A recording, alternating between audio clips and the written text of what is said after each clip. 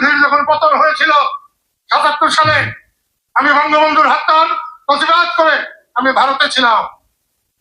ইন্দিরা গান্ধী বিহারের চম্পারণে গিয়ে শুধু দুহাত জোর করে বলেছিলেন, ভাইও और बहनों गलती हो गया, माफी मांगता हूँ, माफ कर दो। 2 বছরে ভারতের সব মানুষ তাকে মাফ করে দিয়েছিলেন। তিনি আবার 80 সালে জানুয়ারি মাসে ভারতের প্রধানমন্ত্রী হয়েছিলেন। আমি আবার বলছি, জনগণের কাছে মাফ চাওয়া একজন রাজনৈতিক ব্যক্তির জন্য শ্রেষ্ঠ সুযোগ, শ্রেষ্ঠ সম্মানের বিষয়। সেইটা নির্বোধ আওয়ামী লীগেরা এখনো যারা বুঝছেন না, ঘুমিয়ে আছেন, 16 বছর টাকা চুরি করে পাহাড় বানিয়েছেন, তারা মাপ চায়, মানুষের পায়ে ধরে মাপ চায়। আপনারা মাপ চাইলে পাবলিকও মাফ করবে, আল্লাহ আপনাদের মাফ করবে। ইন্দিরা গান্ধীর যখন কাদের সিদ্দিকীর মানে খুব বক্তব্যটা মজা পাইলাম।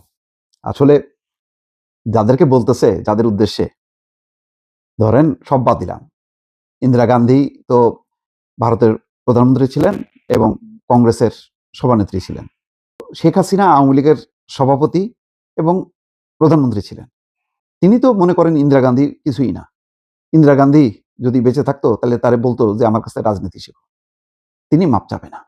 আওয়ামী লীগের রক্তের মধ্যে মাপ চাওয়ার কোনো বিধান নেই। অতীতও কখনো মাপ চায়নি তারা। ওই দেখেন না, জামাত ইসলাম ইনায় বিনায় যদি ভুল হয়ে থাকে তাহলে আমাদের ভুল হয়ে মানে কি, যেখানে একদম তারা সাইন যে মুক্তিযুদ্ধের সময় সেই মন্ত্রিসভায়, পাকিস্তানের মন্ত্রিসভার তারা সদস্য ছিল, বাংলাদেশের মুক্তিযুদ্ধের বিরোধিতা করে পাক হানাদার বাহিনীকে সহযোগিতা করার জন্য আল বদর আল শামস এবং রাজাকার বাহিনী গঠন করছে। তারপরেও তারা মাপ চায় না। বিচার ঠিক হয়নি সত্য, এই বিচারে ফাঁসি দিয়ে ভুল করছে আওয়ামী লীগ, কিন্তু মুক্তিযুদ্ধের তারা বিরোধিতাকারী।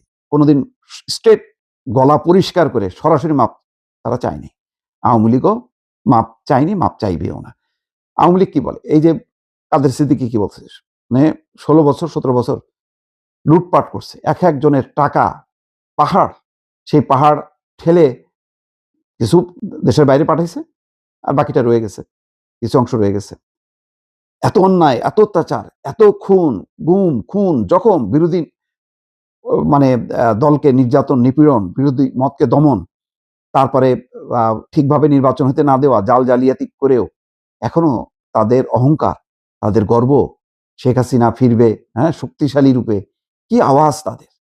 মাপ চাওয়ার কোনো লক্ষণ নেই এবং কোনো সম্ভাবনা নেই, কারণ তারা ইতিমধ্যে একটা দর্শন দাঁড় করাইছে যে জুলাই অভ্যুত্থানটা এটা ছিল একটা হলো ষড়যন্ত্র, এটা হচ্ছে একটা চক্রান্ত, এটা মৌলবাদী, উগ্রবাদী, জামাত শিবিরের কর্মকাণ্ড, এই সমস্ত বলে তারা একটা তাদের কর্মী সমর্থকদেরকে বুঝ দিচ্ছে এবং ভারতেও মোটামুটি এটাকে প্রমোট করতেছে যে হ্যাঁ, এটা ছিল জঙ্গিদের একটা অভ্যুত্থান, ষড়যন্ত্র, এবং ওই যে ডিপ স্টেট, আমেরিকার যুক্ততা, এই সমস্ত এগুলি তারা কোনোদিনও তাদের কোনো শাসন, হ্যাঁ বলে যে 18 সালের নির্বাচনটা একটু আর একটু হইলে ভালো হইতো আর কি, মানে বিএনপি যদি 6টা 7টা তো আসন পাইছিল, সেই জায়গায় 10, 15টা 20টা দিলে ভালো হইতো আর কি, দিলে মানে পাস করবে না, বিএনপি নির্বাচন করে পাস করবে না, মানে মেকানিজম করে তাদেরকে একটু 10, 15টা 20টা দিলে ভালো হইতো আর কি, এইটুকু পর্যন্ত তারা মনে করে।